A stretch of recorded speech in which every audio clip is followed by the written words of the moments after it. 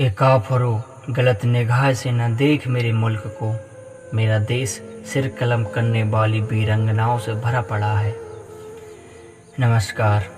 आज फिर चलते हैं एक और गुमनाम शहादत की ओर, जिसे इतिहास में कभी जगह नहीं दी गई। हम सब महारानी लक्ष्मीबाई और उनकी वीरता से परिचित हैं, लेकिन यदि बात ऊदा देवी जैसी वीरंगनाओं की करें तो प्रश्न उठता है कि आखिर ये कौन है। आज से पहले न हमने कभी जाना है और न इनके बारे में जानने की कोशिश की है। इसे विडंबना कहें या हमारा दुर्भाग्य। बात करें ऊदा देवी की तो वह एक महान लड़ाकू योद्धा थीं। एक महिला होते हुए वह पुरुषों की भांति युद्ध कला में निपुण थीं। अंग्रेजों के विरुद्ध बचपन से ही उनके मन में एक क्रांतिकारी भाव था। बात उस समय की है जब 1857 में क्रांति का बुगल बजा तो लखनऊ के नवाब वाजिद अली शाह को अंग्रेजों ने कलकत्ता निर्वासित कर दिया। उस समय विद्रोह का परचम उनकी बेगम हजरत महल ने उठाया, जो एक महान स्वतंत्रता सेनानी हुई। ऊदा देवी भी उन्हीं की सेना की एक सेना नायिका थी।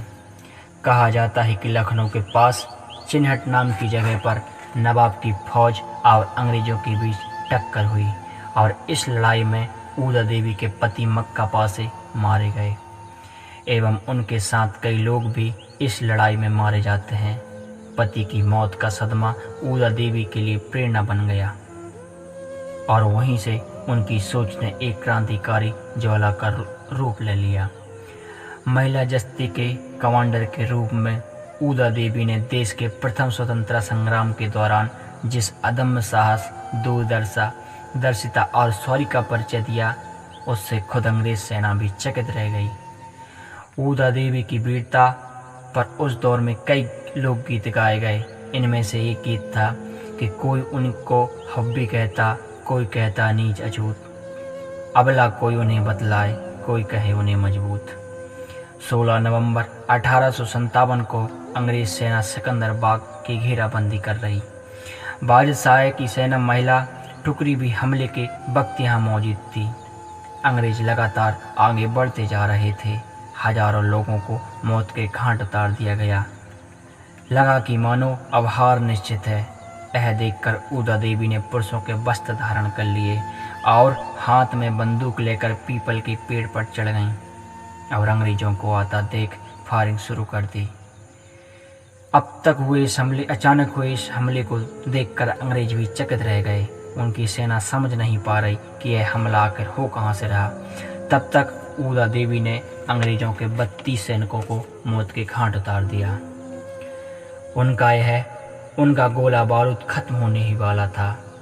तभी अचानक उनको एक गोली लग गई और अंग्रेजों ने उनको शरीर को छल्ली कर दिया।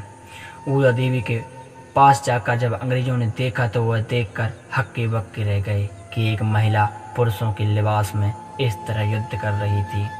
कहा जाता है कि ऊदा देवी की स्तब्ध कर देने वाली वीरता से अभिभूत होकर कैंपबेल अंग्रेज अधिकारी ने हेड उतार कर उन्हें सलामी दी थी और इस तरह उत्तर प्रदेश के उजियार गांव की ऊदा देवी सदा के लिए अमर हो गईं। ऊदा देवी के बारे में भारतीय इतिहासकारों ने बहुत कम लिखा, लेकिन अंग्रेज अधिकारियों को जब यह पता चला तो वह उनके बारे में कई लेख और पुस्तकों में ऊदा देवी का जिक्र किया गया। यह दुर्भाग्य है कि हमारे पाठ्यक्रम में ऐसी वीरंगनाओं को कोई जगह नहीं दी गई जिन्होंने देश के लिए इतना सब कुछ किया। ऐसे असंख्य वीर इस माटी पर हुए और पर अफसोस कुछ चंद लोगों को ही देश याद रख पाया। ऊदा देवी जैसे बलिदानियों को हमारा कोटि कोटि नमन, जो साधारण से घर परिवार की महिला और जिसने अपनी मातृभूमि के लिए असाधारण बलिदान दिया। वतन के गुमनाम परिंदों की शौर्य गाथा को लेकर फिर आपके सामने हाजिर होंगे। तब तक के लिए जय हिंद, वंदे मातरम।